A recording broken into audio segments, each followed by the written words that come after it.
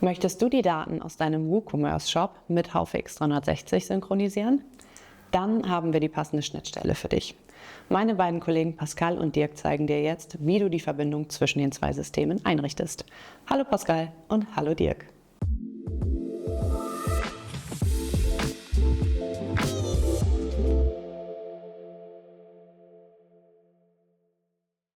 Danke Inga und hallo Pascal. Ja, hallo Dirk. Wir haben sowas Ähnliches vor, wie wir schon mal zum Thema Shopware gemacht haben. Wir wollen in einem Video den Shop einrichten und dann im zweiten Video den Kaufprozess abbilden. Aber heute mit WooCommerce. Du hast den Shop mitgebracht auf deinem Rechner und du hast Haufix 360 mitgebracht mit unserer Erweiterung und wirst jetzt aus X360 den Shop einrichten. Ja, genau. Ja? Dann lass uns vielleicht erstmal die grundsätzliche Einrichtung machen im ersten Schritt, bevor wir dann hingehen, Artikel und ähnliche Daten zu synchronisieren. Genau, Ja? das zeige ich mal. So, wir sehen hier den leeren Shop. Ja. Wir gehen jetzt ins X360, in unsere E-Commerce-Erweiterung. Da richten wir erstmal die Verbindung zu unserem Backend ein.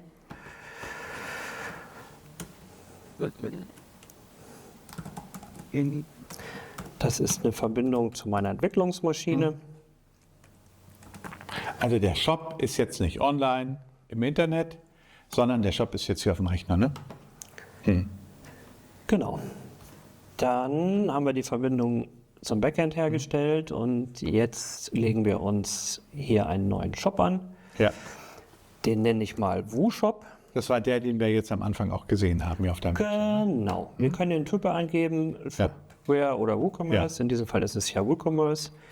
Wir tragen hier die URL, unter der er im Internet erreichbar ist. Ja. In diesem Fall hier nur lokal.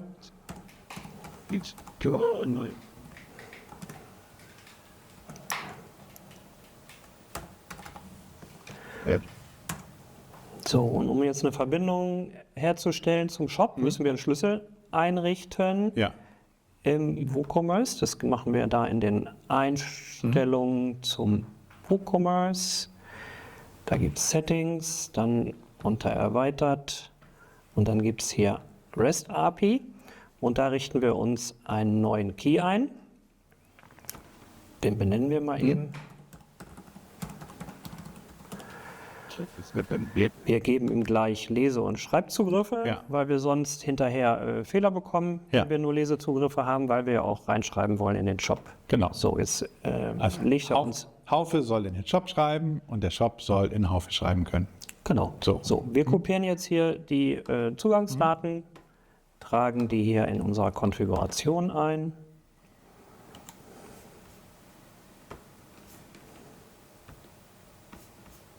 Das ist so ein Schlüsselpaar wahrscheinlich, ne? Genau, ne, dass da kein anderer Zugriff hat, sondern halt nur wir. So, dann können wir das abspeichern.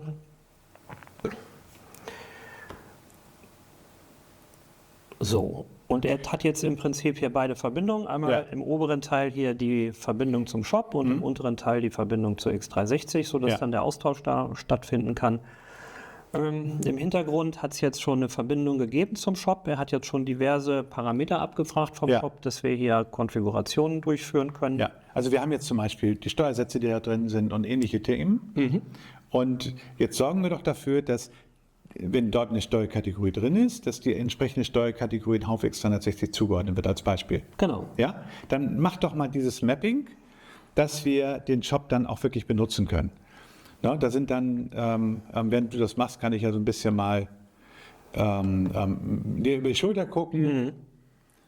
Und du hast da Lager drin gehabt. Genau, hier kann man halt sagen Verfügbarkeit oder ob man aus allen Lagern die Bestände haben kann oder nur einzelne. Ja, ob wir Netto oder Brutto im Shop arbeiten oder beziehungsweise ob wir aus X360 Brutto oder Nettopreise ziehen, damit er das richtig machen kann. Zahlungsbedingungen müssen wir synchronisieren. Genau, beziehungsweise wir geben hier einen Standard ein für die Aufträge, die aus dem Shop kommen. Wir haben hier einen Artikel für die Frachtkosten drin. Ja.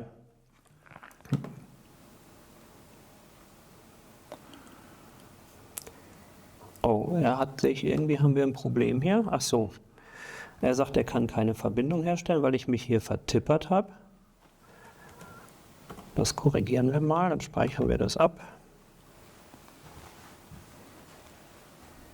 So, und schon klappt's. So, und wenn wir jetzt auf das Mapping für die Währung gehen, wir haben nur eine Währung im Shop, da hat er schon automatisch gemappt. Dann haben wir hier die Steuerkategorien im Shop, 2 verschiedene, da tragen wir erstmal das entsprechende Pendant aus X360 rein, ne? Genau. Das wird dann für den Artikel-Sync benötigt später. So, dann haben wir hier Versandarten im Shop. Da können wir jetzt die entsprechenden Versandarten aus dem X360 hinterlegen.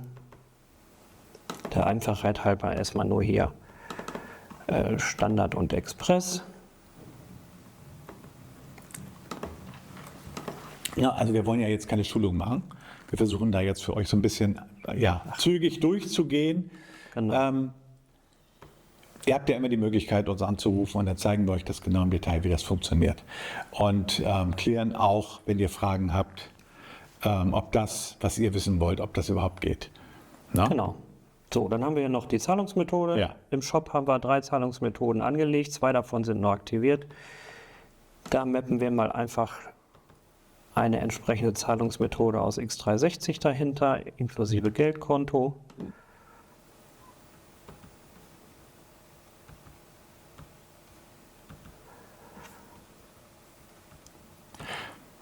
So, und dann sind wir auch schon bei den Verkaufskategorien angekommen. Das sind im Prinzip die Strukturierung des Shops, sage ich mal. Ne, ob ich jetzt zum Beispiel, dass ich sage, ich habe Kleidung, ich habe Schuhe. Genau, Elektronik und so weiter. Wir haben hier mal einen ganz einfachen Testshop aufgebaut. Der heißt hier Shop 1, der hat hier 4 Kategorien. Kleidung, Elektronik, Süßwaren, Unbekannt. In Unbekannt sollen die Sachen alle landen, die nicht sauber konfiguriert sind, die im Shop quasi unsichtbar wären. Da könnt ihr dann einfach jederzeit reingucken und feststellen, Mensch, hier ist ein Artikel, der scheint offensichtlich nicht richtig eingerichtet zu sein.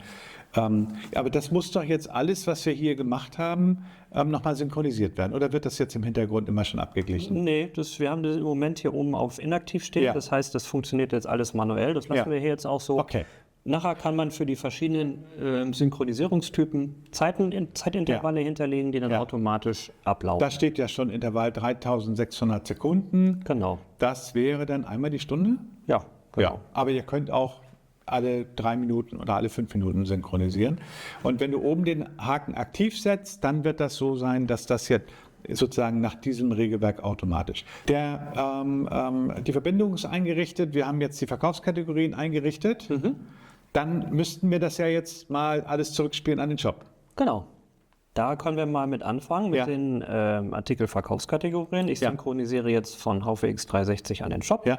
Das machen wir jetzt manuell? Genau. Das automatisieren wir dann später, ne? Genau. Er hat jetzt nochmal nachgefragt und der Auftrag ist jetzt da. Wird das auch geloggt? Wird das auch dargestellt? Was passiert im Hintergrund? Ja, es gibt einen Log für die ganzen Vorgänge. Da können wir jetzt mal reinschauen. Das ist hier unter den Sync-Logs zu finden. Ich mache da mal einen neuen Tab auf. Für die Technikfreaks von euch. Ja, es hat jetzt nicht ganz geklappt, aber wir sind im selben Tab. Aber auf jeden Fall sehen wir jetzt, dass er hier die 4 Kategorien synchronisiert hat. Okay. So, die müssten dann ja jetzt auch in WooCommerce eingerichtet sein. Genau, wir können mal rüber, schauen wir uns das mal an. Das finden wir ja unter Produkte, Categories und da sehen wir sie. Elektronik, Kleidung, Süßwaren, Unbekannt. Perfekt. Und dann noch hier eine interne von WooCommerce, die immer da ist. Okay, das heißt, die Kategorien sind jetzt da, wir haben die Verbindung hergestellt. Jetzt fehlt mir in diesem Shop noch so ein bisschen das, was wir verkaufen, die Artikel. Ja, ich habe da mal was vorbereitet. Ja. Und zwar, da gehen wir hier in unseren Artikel-Tab und da können wir jetzt sagen, wir synchronisieren mal einmal alle Artikel aus Haufe X360 in den Shop. Ihr habt ja mit Haufe X360 eine Warenwirtschaft. Und die Artikel, die laden wir da jetzt hoch. Genau. Wie ist das, wie geht WooCommerce mit Variantenartikeln um? Kann WooCommerce das? Ja, die werden voll und ganz abgebildet mit allen Attributen, die dazugehören. Hast du da vielleicht können wir das ja da noch mal zeigen, hast du da ein Beispiel? Ja, klar. Wollen wir uns das in X360 angucken oder im Shop gleich? Lass uns das im Shop ruhig angucken. Gut, dann würde ich noch mal eben schauen. Wir haben die Synchronisation ja jetzt angestoßen. Ich würde jetzt noch mal gucken, wann sie durch ist. Das Ganze dauert ja immer noch ein bisschen. Wir sehen jetzt hier oben, da ist noch Arbeit zu tun. Er macht jetzt hier einen Vollsync der Artikel von X360. Ja, wir können einen kompletten Sync machen, eine komplette Synchronisation. Nachher läuft das natürlich inkrementell, das heißt, es werden nur die neuen Artikel immer übertragen oder geänderte Artikel werden übertragen. Ja. Genau, also es läuft noch, er ist hier fleißig am Artikel anlegen. So, ja, wir haben fehlgeschlagen. Ja. Hier, da müssen wir mal gucken. Er konnte den Testartikel nicht übertragen. Da meldet er was von Exception Fracht voll. Das ist eine Steuerkategorie. Ja. Dann gucken wir einfach mal in den Artikel rein. Ja, die kennt WooCommerce nicht und deswegen übernimmt er den nicht. Und jetzt müssen wir den Artikel halt entsprechend anpassen. Der scheint falsch eingerichtet worden zu sein. Genau, wir schauen da mal rein. Normalerweise haben wir ja vorhin im Mapping gesehen, dass wir nur MWST voll und MWST ermäßigt haben. Ja. Und hier haben wir jetzt eine, wo er nichts mit anfangen kann. Da hat sich beim Erfassen wohl jemand vertan. So, MWST voll. Tragen wir ein, Ja. speichern das ab. Jetzt müssen wir nochmal, da wir nicht automatisch synchronisieren, nochmal synchronisieren. Ja, aber ich mache jetzt nur das Inkrementelle, weil die anderen Artikel, die sollten ja jetzt schon da sein. Das heißt, das geht jetzt auch schneller. Genau. Gucken wir mal wieder rüber, was da los ist. Und er ist auch schon durch. Er hat nochmal versucht, die Eigenschaften zu synchronisieren. Da hat er gemerkt, da hat er nichts zu tun. Ja. Aber er hat den Artikel angelegt, ist jetzt okay. Gut. Das heißt, wir sollten jetzt alles im WooCommerce wiederfinden. Dann lass uns doch gleich mal gucken, ob wir da einen Variantenartikel finden, weil wenn das funktioniert hat, wenn wir den Variantenartikel rüberkriegen, dann kriegen wir auch die einfachen Artikel auch rüber. Na klar, wir haben ja ein T-Shirt hier. Ja, Das hat Attribute, Material, das hat jetzt nichts mit der Variante Ja. zu tun, aber T-Shirt-Farben, T-Shirt-Größe Ja. sind variantengebende Ja. Attribute. Und jetzt gucken wir uns die Varianten hier an. Wir sehen hier T-Shirt in Rot XL, Rot L. Das heißt, er hat Ja. jetzt hier alle angelegt. Man könnte jetzt hier einzeln rein. Da sind die Preise hinterlegt, Ja. die einzelnen Bestände. Was jetzt noch fehlt, ne, wie du siehst, sind Bilder. ja, genau. Shop ohne Bilder geht nicht. Genau. Also, wir gehen wieder zurück. auf Haben wir unseren- Bilder in HaufX 360? Die sind jetzt nicht in X360 selbst, sondern Ja. man kann am Artikel eine URL hinterlegen, wo man seine Bilder gespeichert Okay. hat. Auf irgendeinem FTP-Server Ja. oder Webserver. Ja. So haben wir das jetzt hier gemacht. Das heißt, ich würde jetzt einmal hier die Medien nochmal synchronisieren. Wir gucken ihm dabei eben über die Schulter. Das dürfte ja wahrscheinlich ein bisschen länger dauern. Ja, es geht. Wir haben jetzt nicht hier so viele Sachen. Man sieht hier, er legt einzelne Medien an. Wenn die Medien alle da sind, dann ordnet er die noch den entsprechenden Artikeln zu. Also die werden jetzt im Prinzip von der Stelle, wo man sie abgelegt hat, übertragen in das WooCommerce selbst hinein. Ja. Also sie sind dann da auch immer verfügbar. So, und hier macht er jetzt noch die Zuordnung zu den Artikeln. So, er ist durch. Das heißt, wir gucken uns das Ding nochmal an, Ja. aktualisieren. Dann lass uns das doch jetzt einmal im Backend angucken und vielleicht auch gleich einmal im Shop, wie das da aussieht. Genau, so sieht es jetzt hier im Backend aus. Ja. Wir gucken nochmal hier auf unsere einzelnen Ja, Artikel. Die haben Da wir jetzt sind zum die Beispiel Bilder. den roten, die haben wir Ja. auch das rote Bild. hast du super gemacht. Wenn wir jetzt, ja, ne? Habe ich mir viel Mühe gegeben. Und hier ein blaues. Ne? Das heißt, die Sachen haben wir jetzt drin. Und wenn wir uns jetzt mal das Ganze im Shop angucken, klickt mal hier auf Shop. Ja. Zack, dann haben wir hier unser Artikel. Genau. Wenn wir hier auf das T-Shirt gehen, dann sehen wir hier halt auch die T-Shirt-Farbe. Ja. Wenn ich hier jetzt blau auswähle und eine Größe, dann zeigt er mir die auch entsprechend hier an. Und ihr erinnert euch, wir haben vorhin einen Shop gehabt, der war komplett leer. Jetzt hat er Kategorien, er hat Menüs und wir haben Artikel drin. Wahrscheinlich sehen bei euch die Artikel ein bisschen schöner aus und ihr habt bessere Fotos und auch mehr Details zu den Produkten. Darum soll es heute nicht gehen. Ich denke, das Prinzip ist klar geworden. Ja. Ja? Wir haben eine Warenwirtschaft, HaufX 360. Wir haben einen E-Commerce-Connector, der funktioniert mit Shopware und WooCommerce. Jetzt neu auch mit WooCommerce. Der beherrscht die Synchronisation inkrementell und voll. Und wir können die Stammdaten, das Matching zu X360 auf der einen Seite einrichten und die Artikel komplett überspielen, sodass dann eigentlich im Shop gar nichts mehr gemacht werden muss. Natürlich wird dann das Marketing kommen und sagen, den machen wir noch hübsch. Anderes Thema. Wir kümmern uns hier ja um die Schnittstelle. Technisch ist der Shop jetzt soweit fertig. Man müsste wahrscheinlich bei den Zahlungsmethoden nochmal was einrichten, damit dann mit Visa bezahlt werden kann. Und Oder PayPal oder was auch immer. Ja, das müsst ihr dann noch machen. Das hat aber mit X360 nichts zu tun. X360 wird natürlich auch da Daten synchronisieren, aber das passiert nicht heute. Das zeigen wir euch in dem anderen Video, wenn der Bestellvorgang passiert, weil dann gucken wir uns mal komplett von der Bestellung bis hin zur Buchung und zur Lieferung den gesamten Prozess im Shop und in X360 an.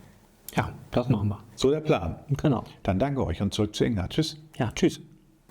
Vielen Dank für diesen Überblick, Pascal. Wenn du Fragen haben solltest, komm gerne auf uns zu. Unsere Kontaktdaten findest du unten in der Beschreibung zum Video. Und wenn dir das Video gefallen hat, freuen wir uns natürlich auch über einen Like oder wenn du unseren Kanal abonnierst. Bis bald!